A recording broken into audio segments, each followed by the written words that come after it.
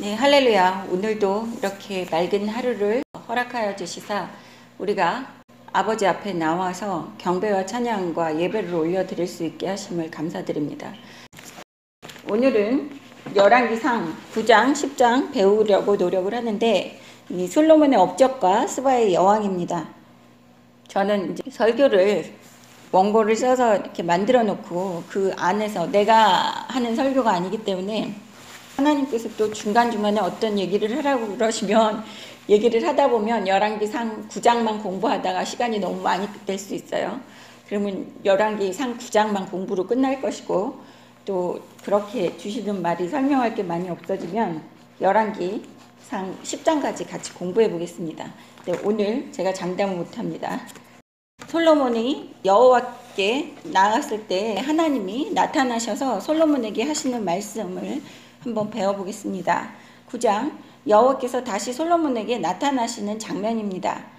1절 솔로몬이 여호와의 성전과 왕궁 건축하기를 마치며 자기가 이루기를 원하던 모든 것을 마친 때에 여호와께서 전에 기브온에서 나타나심과 같이 다시 솔로몬에게 나타나사 여호와께서 그에게 이르시되 네 기도와 네가 내 앞에서 간구한 바를 내가 들었은즉 나는 네가 건축한 이 성전을 거룩하게 구별하여 내 이름을 영원히 그 곳에 두며 내 눈길과 내 마음이 항상 거기에 있으리라.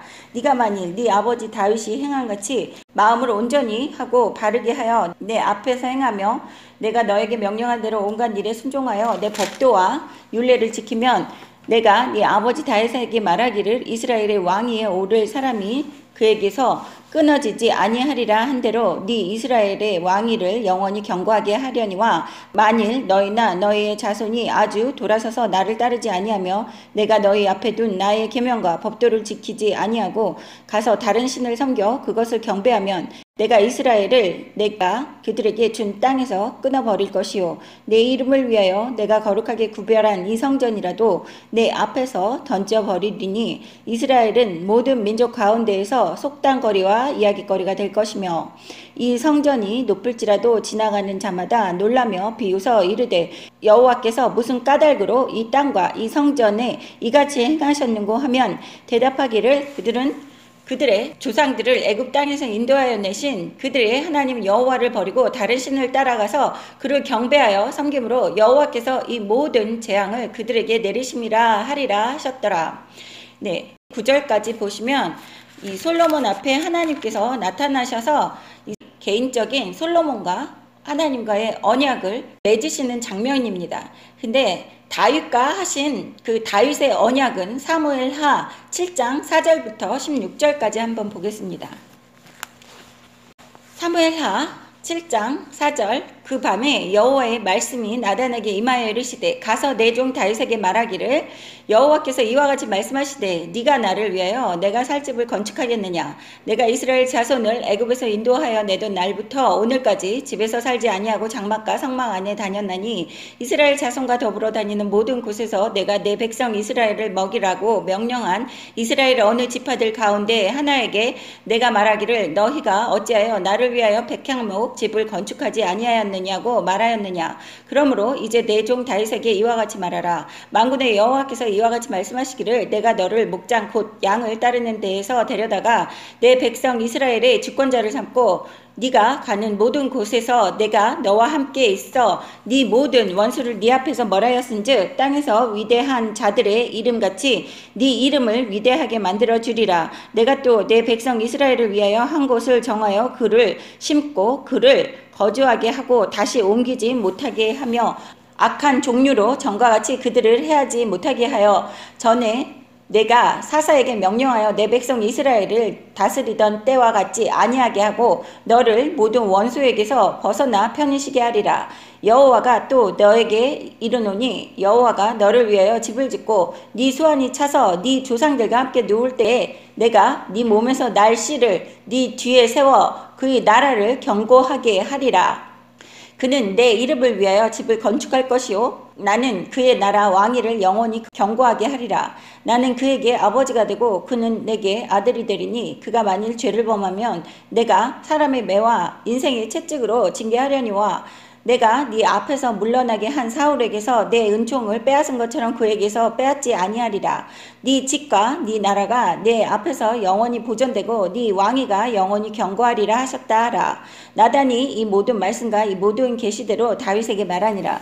네, 이렇게 선지자 나단이 다윗에게 와서 하나님이 하시는 특별한 하나님과 다윗의 언약의 말씀에 대해서 전해주는 모습입니다.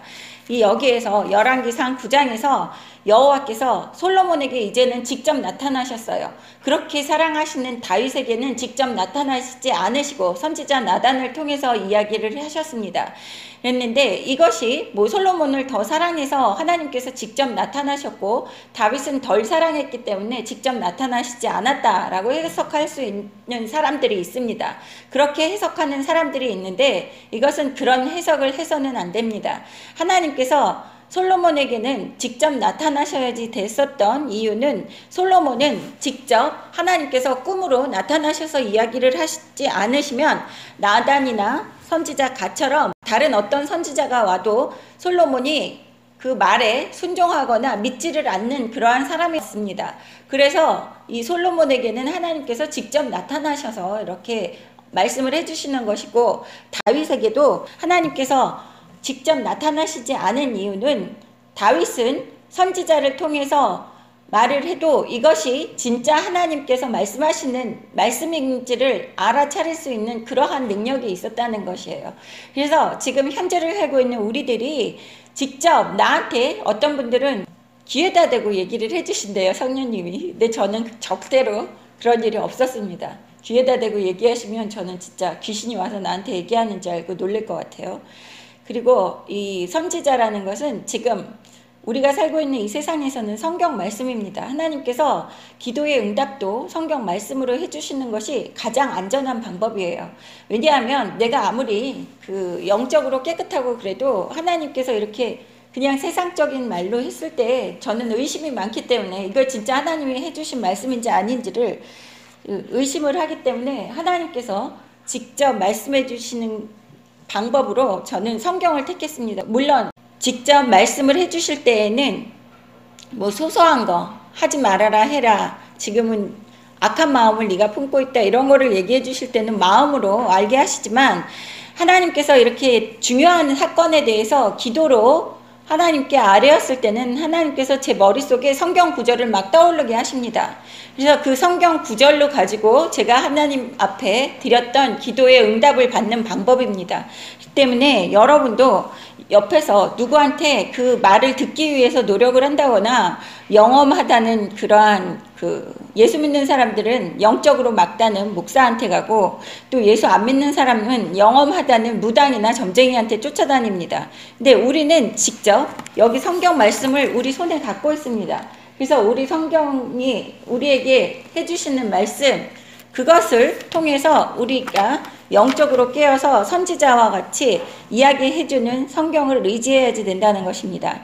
그래서 우리는 사람들을 의지해서 쫓아다니면서 뭐 기도원이나 뭐 산속에 들어가서 어떤 분은 산속에 들어가서 성령 받고 나오겠다고 하면서 방언을 받았는데 마귀 방언을 하시는 분들을 많이 들었어요. 그리고 방언이라는 것도 사람들이 자기가 무슨 뜻인지 모르고 기도를 많이 합니다. 대부분의 요즘에 방언하는 사람들은 자기가 무슨 말을 하는지 몰라요. 근데 그 방언의 의미를 모르고 내 입술로 주절주절 하는 것이 마귀를 찬양하는 그 주문일 수도 있다는 것입니다. 불교에서 연불 외우는 것처럼. 그래서 방언의 은사를 너무 강구하고 그 은사주의에 빠져서 실족하는 일들이 많이 있기 때문에 여러분은 그 은사주의를 조심하셔야지 되는 겁니다. 우리가 성경에 의지한다고 하면 그 은사가 그렇게 중요한 것이 아닙니다. 그리고 성경을 깨닫고 하나님께서 필요하시다고 하면 여러분이 간구하고 매달리지 않아도 여러분에게 점점 은사를 주세요. 저는 그걸 느끼는데 매번 노래할 때마다 제가 조금씩 더 잘하는 것 같은 그런 은사도 주시고 성경을 읽을 때마다 예전에 몰랐었던 그 똑같은 부분을 읽어도 하나님께서 예전에는 한 가지 두 가지만 가르쳐 주셨는데 이제는 한 5, 6가지로 늘어나는 그러한 그 축복을 주시기 때문에 여러분이 산골짜기나 이런 산속에 들어가서 기도한다고 부르짖고 성령 받겠다고 하는 것이 왜 꼭 산속에 해야지 됩니까? 하나님은 무소부재하시기 때문에 그 어디에도 계십니다. 우리가 있는 그 어느 공간에서도 하나님과 은밀한 대화로서 우리가 성령을 받을 수 있고 하나님과 대화할 수 있는데 꼭 굳이 이상한 곳을 찾아다녀요. 그게 꼭 나쁘다는 것은 아니지만 거기에 너무 의식적으로 매달리신다고 한다면 이것은 행위주의적인 믿음이라고 저는 생각이 듭니다. 그래서 여기에서 9장 1절부터 9절까지는 솔로몬의 기도에 대한 하나님의 응답인데, 특별히 하나님은 솔로몬과 이렇게 사무엘 하에서 다윗과 언약한 것처럼 하나님께서 특별히 솔로몬과 언약을 맺으시는 장면입니다. 그렇지만 하나님께서 다윗에게 언약하셨던 그 사무엘 하 7장부터 16절까지 지금 읽어봤을 때 거기에서는 없었던 경고의 말씀이 포함되고 있고 강조하고 있습니다. 하나님께서는 마음이 조금씩 흔들리고 있다는 것을 미리 먼저 감지하셨나 봐요. 그래서 9장 6절부터 9절까지 한번 다시 읽어보겠습니다. 만일 너희가 너희의 자손이 아주 돌아서서 나를 따르지 아니하며 내가 너희 앞에 둔 나의 계명과 법도를 지키지 아니하고 가서 다른 신을 섬겨 그것을 경배하면 내가 이스라엘을 내가 그들에게 준 땅에서 끊어버릴 것이요 내 이름을 위하여 내가 거룩하게 구별한 이 성전이라도 내 앞에서 던져버리리니 이스라엘은 모든 민족 가운데에서 속담거리와 이야기거리가 될 것이며, 네, 여기에서 보시면 이 7절에 보시면 이 하나님께서 뭐라 그러시느냐 하면 그 다윗에게서는 없었던 그 언약의 말씀을 여기 경고의 말씀으로 주시는 것이 이 성전이라도 내 앞에서 던져버린다. 네가 거룩하게 정성을 다해서 네 아버지의 약속을 지키고 또 나를 위해서 지었다는 이 솔로몬의 성전이라도 나는 던져버릴 것이라 라고 이야기하시는 것입니다. 이것은 무슨 뜻이냐면 하나님께서는 성전 같은 그러한 것이 중요하다고 이야기하시는 것이 아닙니다. 하나님께서 중요시 여기시는 것은 우리 마음에 누구를 주인으로 삼았는지가 중요하다고 이야기하시는 거예요.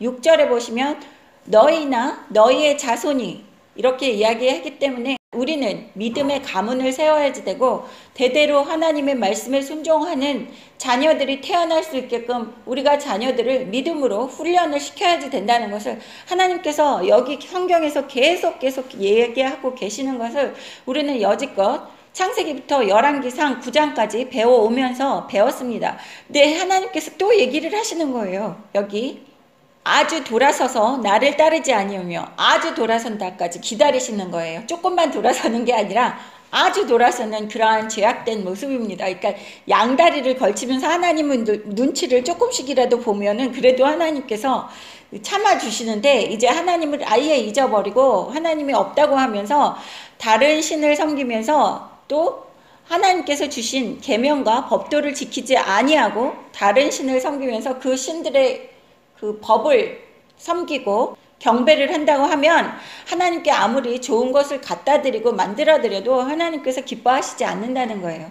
그래서 하나님께서 궁극적으로 아무리 큰 교회나 아무리 거룩하게 차려입고 아무리 헌금을 많이 하고 아무리 봉사를 많이 한다고 해도 그 내가 내 마음속에 가지고 있는 주인이 하나님으로 모시고 있지 않는다고 하면 하나님 앞에는 다 속절없는 일이라고 이야기하시는 것입니다. 그래서 여기 7절 마지막 둘째 줄을 보시겠습니다.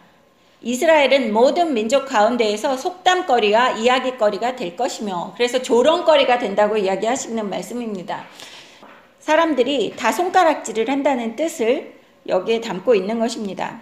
8절 이 성전이 높을지라도 지나가는 자마다 놀라며 비웃어 이르되 여호와께서 무슨 까닭으로 이 땅과 이 성전에 이같이 행하셨는고 하면, 네, 더군다나 계속해서 사람들의 속담거리와 이야기거리가 되는 것뿐만이 아니라 8절에는 사람들이 지나가면서 이 성전이 높으면 뭐해? 그러면서 비웃는다는 것입니다. 왜 하나님께서 이렇게 높게 성전까지 지어줬는데 무슨 일을 어떻게 잘못을 했길래 이 성전을 멸망을 시키셨는가 라고 조롱거리로 만들어버리시겠다는 것입니다. 그랬을 때 9절에 사람들끼리 조롱하면서 서로 대답하기를 그들이 그들의 조상들을 애굽 땅에서 인도하여 내신 그들의 하나님 여호와를 버리고 다른 신을 따라가서 그를 경배하여 섬김으로 여호와께서 이 모든 재앙을 그에게 내리심이라 하리라 하셨더라. 이 뜻은 무엇이냐 하면 이 세상 하나님께 선택되지 못한 백성들이 조롱을 하면서 이 사람들이 왜 이렇게 됐느냐고 물어볼 때 그들은 조상을 애굽 땅에서 인도하신 내신 그들의 하나님 여호와, 이것은 무슨 뜻입니까? 출애굽을 이야기하는 것입니다. 그래서 노예 생활로 고통을 당하면서 살고 있는데 그 사람들을 구해내신 은인 대신 또 주인 대신 여호와 하나님을 버리고 다른 신을 따라가서 섬겼다는 것이죠. 배신을 했다는 거예요. 그것은 마치 우리가 저번에 호세아서를 배웠습니다. 그랬을 때 호세아가 결혼을 한 그 여자가 방탕하고 가늠하는 여인이었기 때문에 그 여인이 사랑을 주고 모든 필요한 것을 채워주고 방패되어주고 했던 그 남편을 버리고 다른 남자를 쫓아가는 것과 마찬가지로 여기에 하나님께서 선택한 이스라엘 백성들을 자유롭게 해주시고 복되게 해주시고 젖과 꿀이 흐르는 땅으로 인도하여 주셨음에도 불구하고 이들은 하나님을 잊어버리고 바람을 핀다는 것이죠. 다른 신을 경배하여서 그 모든 재앙을 하나님께서 진노하시면서 이스라엘 백성들에게 내리셨다는 거예요.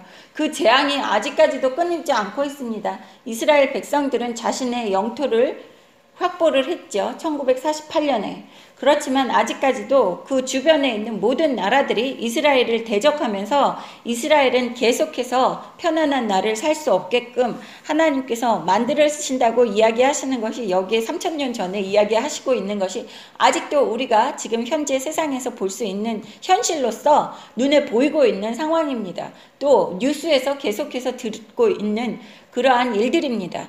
그랬는데 지금 현재를 살고 있는 우리들에게는 하나님께서 이야기하시는 이유가 우리를 출애굽시키신 것은 아니라 우리를 이 세상 박해로부터 죽음으로부터 또 궁핍으로부터 멸시천대로부터 우리는 육신의 노예, 세상의 노예, 모든 그 노예 생활을 하는 이 세상의 모든 것들로부터 하나님께서 예수 보혈의 피로 사셔서 자녀 삼아 주셨기 때문에 우리를 세상으로부터 출애굽시켜 주셨습니다. 지금 현재를 살고 있는 우리 이방 족속이면서 하나님의 자녀가 되어서 하나님의 축복을 누리고 살고 있는 우리들은 구약의 단어로는 우리도 출애굽을 시켜준 그러한 백성입니다. 그래서 만약에 우리가 다른 신을 따라서 섬기고 하나님을 모른다 하고 등지고 살면 어떻게 된다고요? 여호와께서 모든 재앙을 그들에게 내리신 거라고 이야기하십니다. 우리는 하나님 말씀에 순종하면서 하나님께 기뻐하는 그 모습을 보여드려야지 되고 그 기뻐하는 모습을 보여드리기 위해서는 순종하는 삶으로서 하나님께 축복을 받아야지 되는 것입니다. 한번 신명기 28장 다시 한번 읽어보겠습니다. 신명기 28장 1절 네가 네 하나님 여호와의 말씀을 삼가 듣고 내가 오늘 너에게 명령하는 그의 모든 명령을 지켜 행하면 네 하나님 여호와께서 너를 세계 모든 민족 위에 뛰어나게 하실 것이라.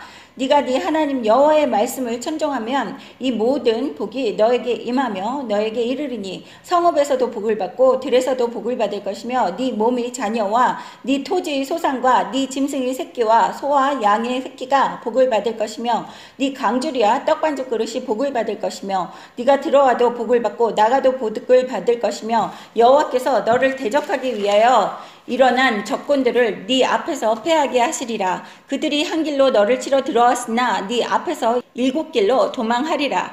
여호와께서 명령하사 네 창고와 네 손으로 하는 모든 일에 복을 내리시고 네 하나님 여호와께서 너에게 주시는 땅에서 너에게 복을 주실 것이며 여호와께서 너에게 맹세하신 대로 너를 세워 자기의 성민이 되게 하시리니 이는 네가 네 하나님 여호와의 명령을 지켜 그 길로 행할 것임이니라. 땅의 모든 백성이 여호와의 이름이 너를 위하여 불리는 것을 보고 너를 두려워하리라.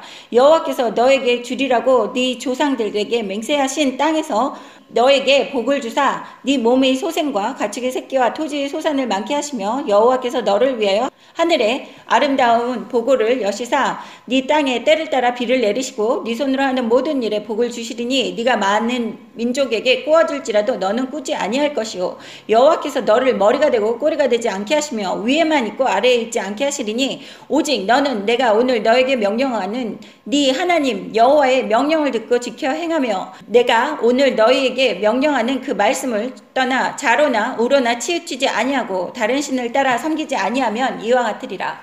내가 만일 네 하나님 여호와의 말씀을 순종하지 아니하여 내가 오늘 너에게 명령하는 그의 모든 명령과 규례를 행하지 아니하면 이 모든 저주가 너에게 임하며 너에게 이를 것이니 네가 성읍에서도 저주를 받으며 들에서도 저주를 받을 것이요 또 네 광주리와 떡 반죽 그릇이 저주를 받을 것이요 네 몸의 소생과 네 토지의 소산과 네 소와 양의 새끼가 저주를 받을 것이며 네가 들어와도 저주를 받고 나가도 저주를 받으리라. 네.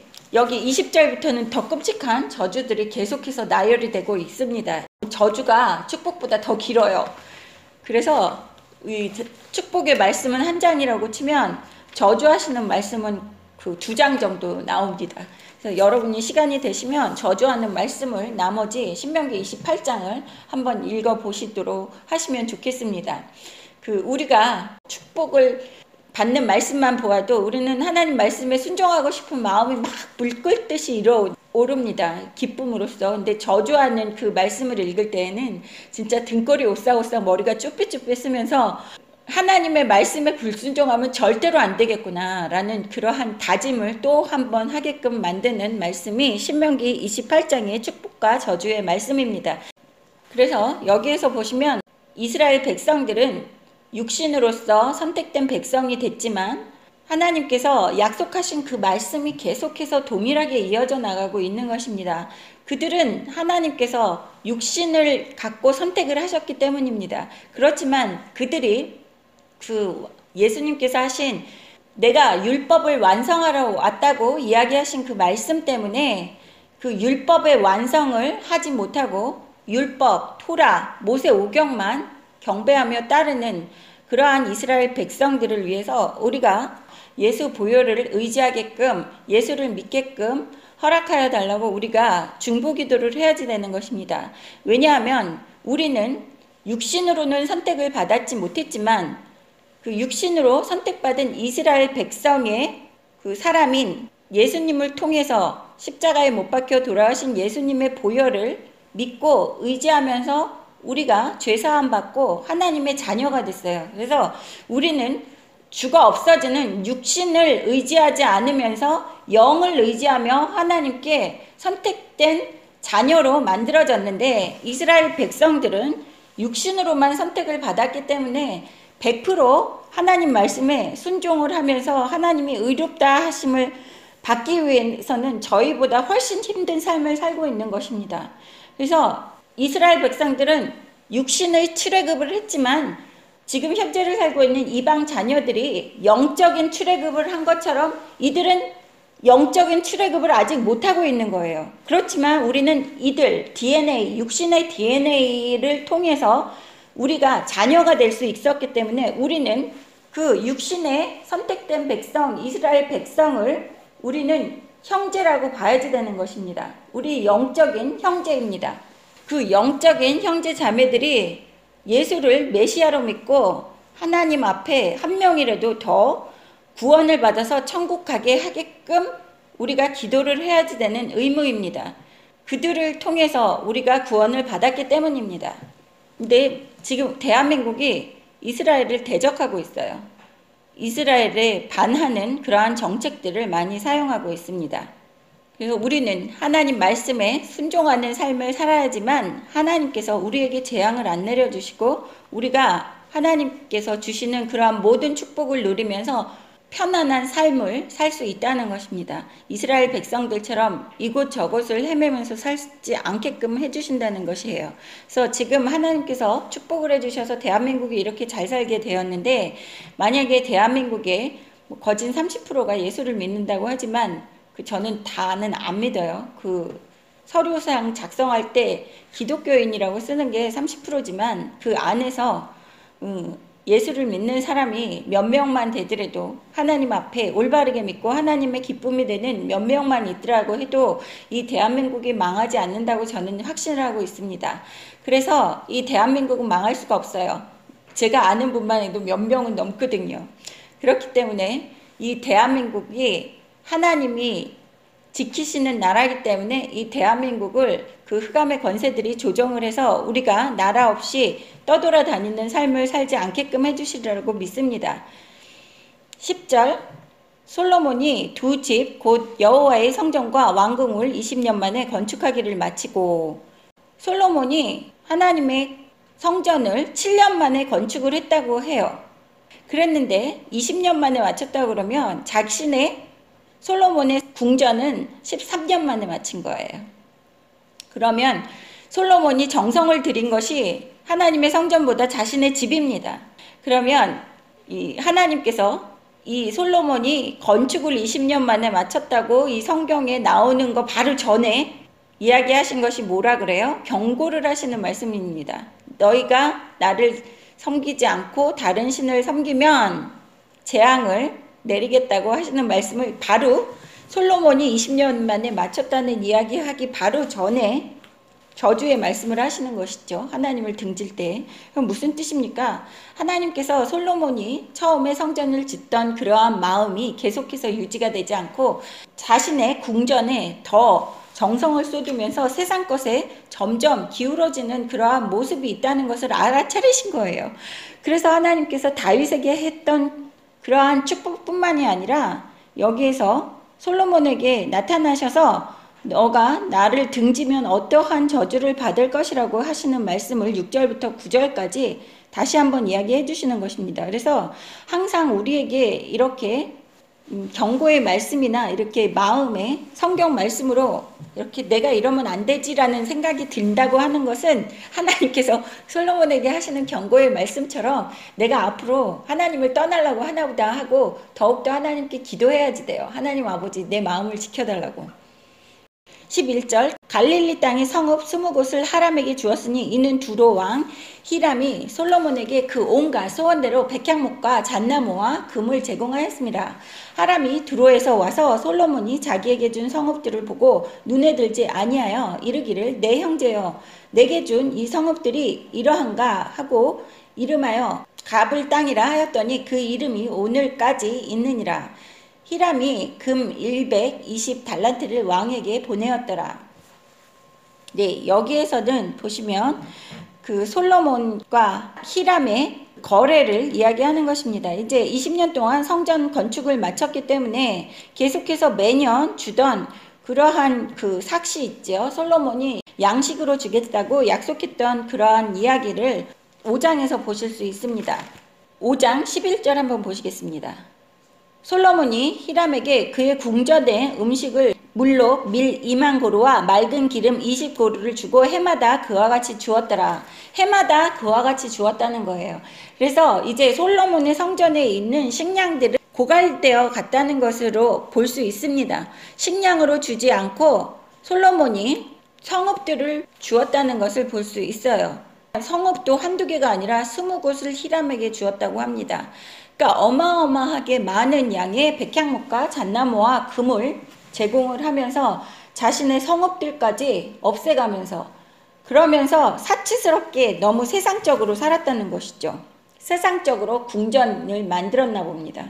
성읍을 20개나 히람에게 주었다는 것을 보면 솔로몬이 어마어마하게 자신의 궁전에 많은 재물을 사용한 것으로 나타나고 있는 것을 보실 수 있습니다. 그런데 20개의 성읍을 히람이 보고 뭐라 그랬느냐면 13절에 내 형제여 내게 준 이 성읍들이 이러한가 하고 이름하여 갑을 땅이라 하였더니, 그러니까 무슨 소리냐면 내 형제여는 아주 친해진 사이가 됐다는 것이죠. 20년 동안 거래를 하고 서로 왕래를 하다 보니까 이제 형제여 이렇게 친했다는 것입니다. 이스라엘과 두로와 친근하게 지냈다는 것을 보실 수 있어요. 근데 이 세상 사람들과 우리는 형제가 될 수 없습니다. 근데 그만큼 친근하게 있었다는 것이죠. 친근하면 그 사람의 그 습관이나 모든 것들이 이렇게 좋게 보일 수도 있다는 것이에요. 그래서 너무 우리는 하나님의 자녀들은 세상적으로 친해지면 안 된다는 것입니다. 가불 땅이라는 것은 무가치하다는 뜻을 갖고 있어요. 자신의 눈에 타지 않았다는 것이죠. 그래서 이 성읍들이 이러한가 하고 라는 뜻은 겨우 이것밖에 안 되는 성읍들을 나에게 주었어? 라고 생각을 하면서 이름까지 무가치하다라는 뜻을 가진 가불이라고 이름을 짓니다. 그리고 히람이 금 120달란트를 왕에게 주었대요. 솔로몬에게. 근데 그 금 120달란트를 그 돈을 더 주었다는 것은 히람이 솔로몬에게 성전과 또 자신의 왕궁에 건축하는 그 삭스로 성읍을 주는 것만이 아니라 솔로몬이 갖고 있는 그 영토를 팔았다는 거예요. 그렇죠? 그래서 히람이 금 120달란트를 왕에게 주었대요. 솔로몬은 자신이 영토를 팔아먹었다는 것입니다. 이건 아주 큰 죄입니다. 이런 거 성경에서 저도 몰랐어요. 아직까지 이거를 한번 읽어볼 때 그냥 주었나 보다라고 생각했는데 지금 하나님은 그래요. 내 땅을 지 마음대로 팔아먹었다. 저한테 지금 그러고 계세요. 하나님께서 이스라엘 백성들에게 땅을 나눠주었을 때 땅은 하나님에 속한 것이라고 그랬어요. 하나님 거라고 그랬어요. 근데 하나님이 주신 선택된 이스라엘 백성들에게 주신 그 성읍들과 그 땅을 솔로몬이 마음대로 지 마음대로 하나님 것을 이방 족속의 왕한테 팔아먹는 겁니다. 120달란트로.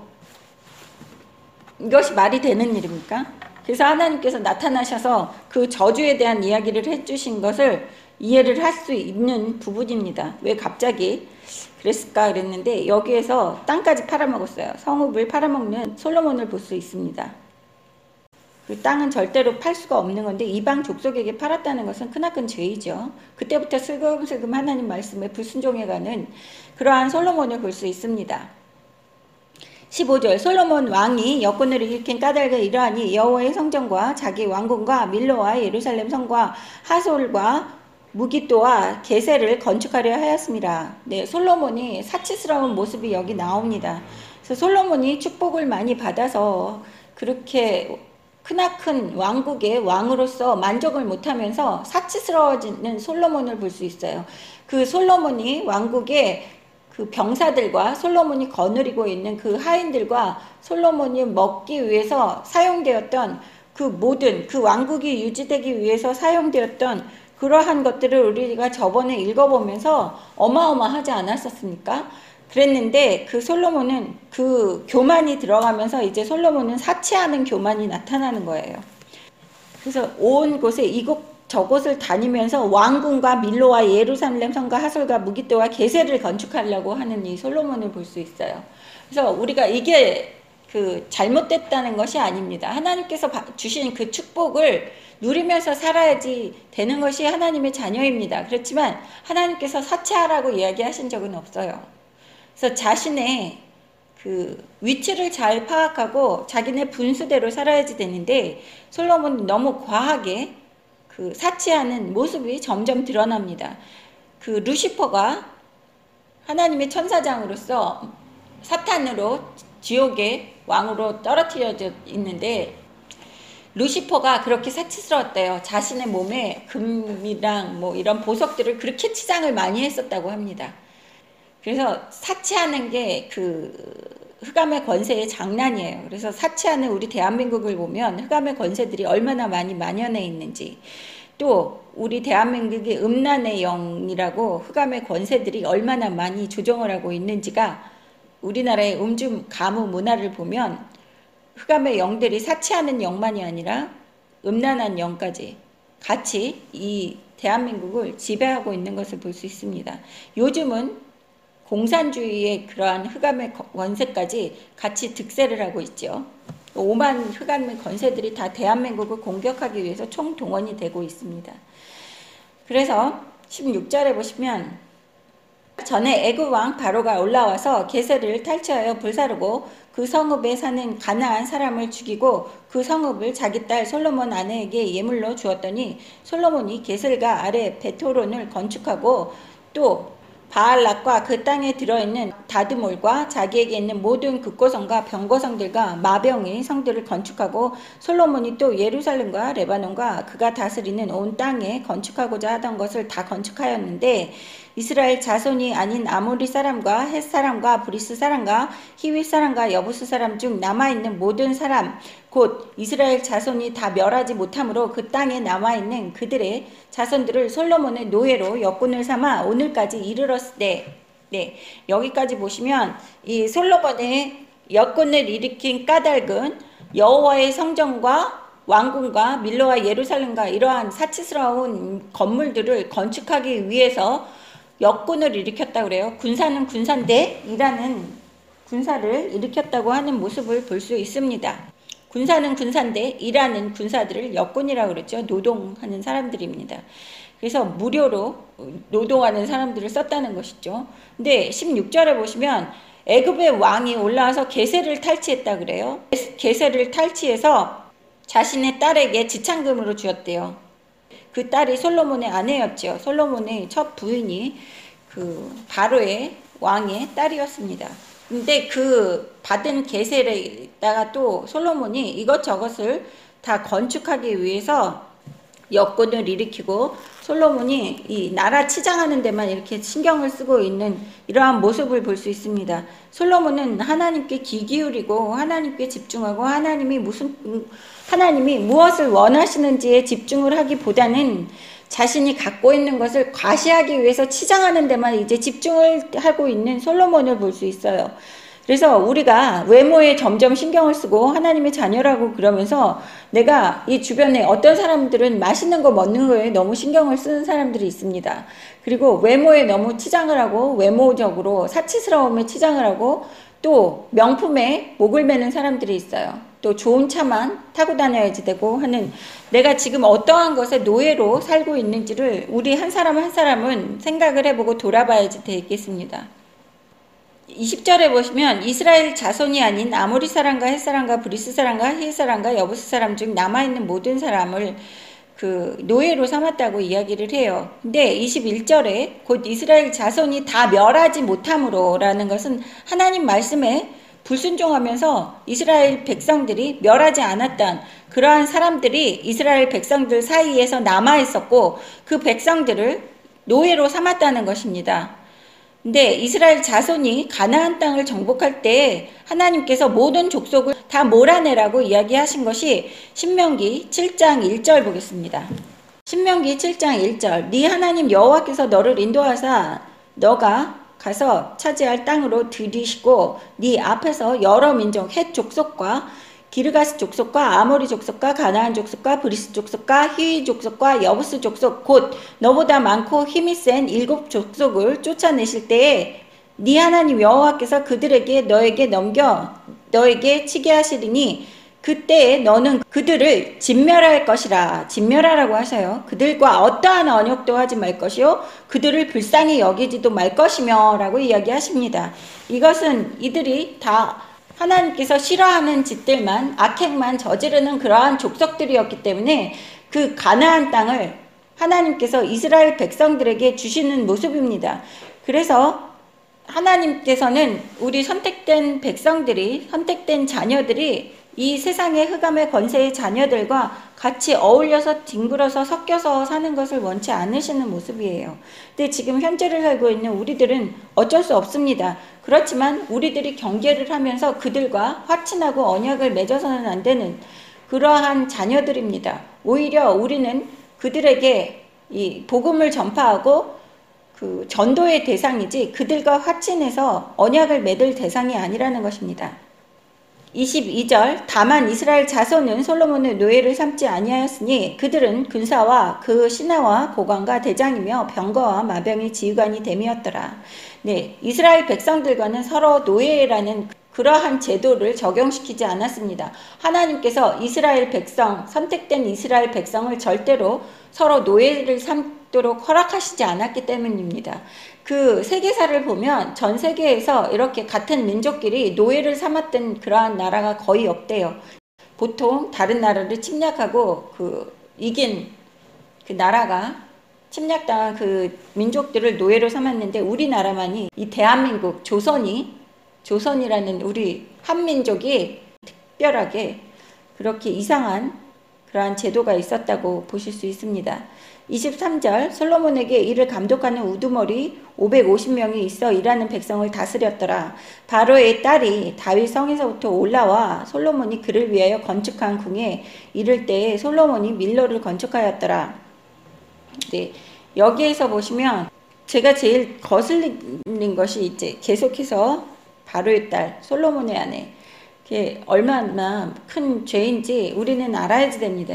이렇게 선택받지 못한 이 자녀와 결혼을 한다는 것이 내 영적으로 흑암의 권세가 들어올 수 있는 문을 활짝 열어놓는 것이나 마찬가지예요. 그래서 내가 아무리 하나님의 자녀라고 그래도 믿지 않는 사람과의 결혼은, 언약도 허락하시지 않는데 결혼은, 이것은 완전히 나를 잡소하는 흑암의 권세가 나를 먹어달라는 그러한 것이나 마찬가지입니다. 두 팔을 벌려서 흑암의 권세를 환영하는 것입니다.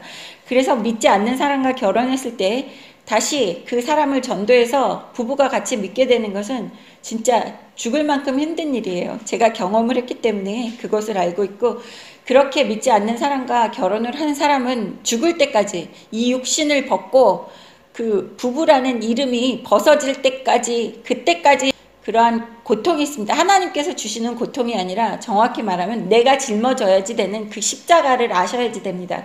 그래서 함부로 간단하게 그렇게 판단하고 결정 내릴 수 있는 일이 아니라는 것입니다. 물론 제가 결혼을 후회한다는 것이 아니라 경험자로서 또 내가 앞으로 십자가를 지고 나아갈 것들이 너무나 많이 있기 때문에 그것을 경험해 본 사람으로서 이 말씀을 드리는 것입니다. 보시면 사무엘 하까지는 계속해서 나오는 것들이 용사들에 대해서 이야기를 했어요. 용사들, 하나님의 나라를 굳건히 하고 하나님의 나라를 확장하는 그러한 용사들을 이야기하는 것입니다. 지금의 현대의 우리들에게 이야기하시는 것은. 근데 다윗이 이야기한 용사들은 하나님이 주신 가나안 땅을 지키고 그 선택된 이스라엘 백성들을 편안한 삶으로 살 수 있게끔 보호해주는 그러한 그 용사들에 대해서만 이야기를 했는데, 열왕기 상을 읽어보시면서 여러분 느끼셨겠지만 그 백성들의 편안함을 추구하고 안락함을 추구하는 것보다는 자신의 왕국을 치장하는 데에 되게 많이 신경을 쓰고 그곳에 여건을 일으켜서 사용을 했다는 것을 봐요. 그래서 치장하는 것을 감독하는 그 감독관을 550명씩이나 만들어 놨다는 것을 보실 수 있어요. 우리는 이렇게 다윗과 솔로몬이 나라를 통치하고 다스리는 모습을 볼 수 있습니다. 물론 다윗은 계속해서 여러 나라의 침략을 받고 또 영토를 확장해야지 됐기 때문에 용사들이 필요했다고 이야기를 하지만, 그러면 태평성대를 이룬 솔로몬은 자신의 백성들의 태평성대를 위해서 노력을 하고 그 나라의 부강함을 지키기 위해서 노력을 했어야지 되는데, 여기에서 보시면 솔로몬은 자신의 그 화려함만, 그 사치함만 좋아하는 모습이 드러나는 것을 보실 수 있습니다. 그 24절에 보시면 그를 위하여 건축한 궁에 이를 때 솔로몬이 밀로를 건축하였더라. 여기에서 밀로를 이야기하는 것은 두 성벽 사이에 공간을 흙이나 돌로 세워서 놓은 성체를 이야기합니다. 그래서 예루살렘에 있었던 것은 원래 여부스 족속들이 만들어 놓았던 그 밀로를 솔로몬이 만드는 것을 볼 수 있어요. 이 밀로라는 것은 이방 족속의 풍습입니다. 하나님께서 이방 족속의 풍습을 따르지 말라고 이야기를 하셨음에도 불구하고 솔로몬은 자신의 아내 바로의 딸 공주를 위해서 성들을 만들었고 또 성과 성 사이에 밀로를 만들었대요. 여부스 족속의 그러한 풍습을 따라서. 25절 솔로몬이 여호와를 위하여 쌓은 제단 위에 해마다 3번씩 번제와 감사의 제물을 드리고 또 여호와 앞에 있는 제단에 분향하니라. 이에 성전 짓는 일을 마치니라. 네, 25절에 보시면 3번씩 번제와 감사의 제물을 드렸다는 것은, 3번씩이라는 것은 6월절, 77절, 초막절을 이야기하는 것입니다. 그리고 여호와 앞에서 제단하고 분향하는 것에 대해서 이야기하는 것은 마치 약간 형식적인 모습이 드러나고 있는 것을 보실 수 있어요. 그래서 중간에 자신의 딴 행동을 딴짓을 하다가 우리가 의무적으로 와서 예배에 앉아서 드리는 그러한 모습처럼 여기에서 솔로몬도 자기가 사치하고 치장하는데 딴 데에 신경을 다 쓰다가 그래도 의식적으로 6월절, 77절, 초막절은 3번씩 따박따박 잘 지켰다는 거예요. 지금 우리가 주일을 따박따박 잘 지키면서 여기 나와서 예배하는 것이나 마찬가지입니다. 그래서 우리는 나올 때 우리 마음까지 우리 생각까지 온전하게 하나님께 집중하고 하나님을 사랑하는 마음으로 순종하는 마음으로 또 점없이 흠없이 깨끗한 그러한 회개한 마음을 갖고 하나님 앞에 나와서 찬양과 경배와 예배를 올려드려야지 되는 것입니다. 26절 솔로몬 왕이 에돔 땅 홍해 물가의 엘로 근처 에시온 게벨에서 배들을 지은지라. 네, 솔로몬이 그 조선 사업을 또 손을 댔다는 것을 보실 수 있습니다. 솔로몬은 백성들의 안위와 안락과 그 풍요로움을 추구한 것보다도 그 문어발식 사업을 확장하고 싶어하는 것처럼 이렇게 보여지는 솔로몬의 야망을 볼 수 있어요. 과시하고 싶은 야망, 세상 사람들에게 더 집중하는 것.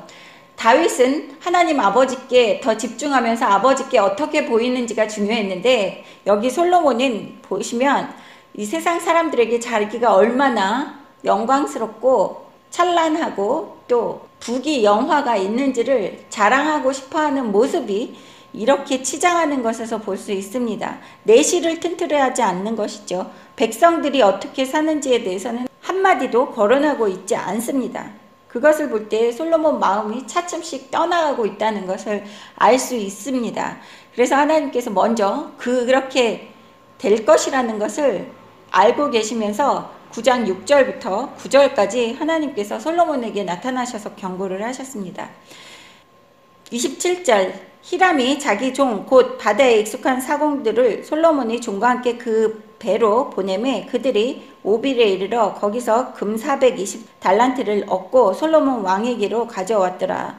네, 여기에서 보시면 이 하람이라는 사람이 계속 솔로몬 주변에 있는 것이죠. 그리고 뗏목을 지어서 백향나무도 레바논에서 옮겼었다고 하는 것을 우리는 저번 시간에 볼 수 있었습니다. 그러니까 하란과 친해지다 보니까 이제 하란이 하는 사업이죠. 마치 우리가 하나님의 말씀을 전파하는 사업만 해야지 되는 사람이 하나님의 나라와 말씀을 지키고 순종하며 하나님의 나라를 확장해야지 되는 사람이 세상 사람들과 어울리다 보니까 세상 사람들이 하는 일까지 좋아 보이는 거예요.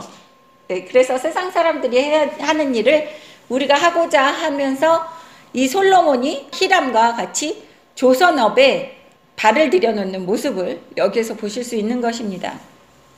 그래서 히람이 자기 종 곧 바다에 익숙한 사공들을 솔로몬의 종과 함께 그 배로 보내매 솔로몬의 종들이 솔로몬의 사람들이 히람의 사람들과 어울리기 시작하는 것이죠. 이거 솔로몬 왕이 시켰으니까 뱃일을 배워오라고 시켰기 때문에 같이 어울린다고 보십니다.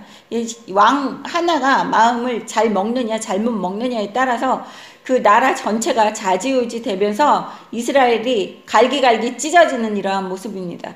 그래서 우리는 함부로 하나님이 기름 부으신 그 왕이나 지도자들에 대해서 그 사람들이 어떠한 상황에 영적인 상황에 있는지를 늘 보고 기도를 해야지 되는 거예요. 그래서 중보기도를 하면서 그 지도자들을 높이 세워주십사 하는 기도를 해야지 되는 것이고 하나님이 우리를 위해서 세우신 지도자인지 우리는 기도를 해서 그 사람이 온전히 하나님의 뜻이 이 땅에 이루어지게끔 만들어주는 중보기도자의 역할을 해야지 된다는 것입니다. 이렇게 솔로몬이 조금씩 분열되어 가는 모습을 우리는 열왕기상 9장에서 배울 수 있었습니다. 우리의 삶에서도 내가 조금씩 분열되고 있지 않는지 매일 한순간마다 하나님의 말씀을 읽으면서 내가 올바른 사람으로 하나님 앞에 서 있게 해주십사함을 간절한 마음을 다해서 기도를 해야지 내가 의의 길에서 실족하지 않고 온전히 내가 죽어서 천국에 갈 수 있는 길이라는 것을 믿으시고 그러한 삶을 살아서 모두 천국 가는 여러분이 되시기를 주님의 이름으로 축원합니다.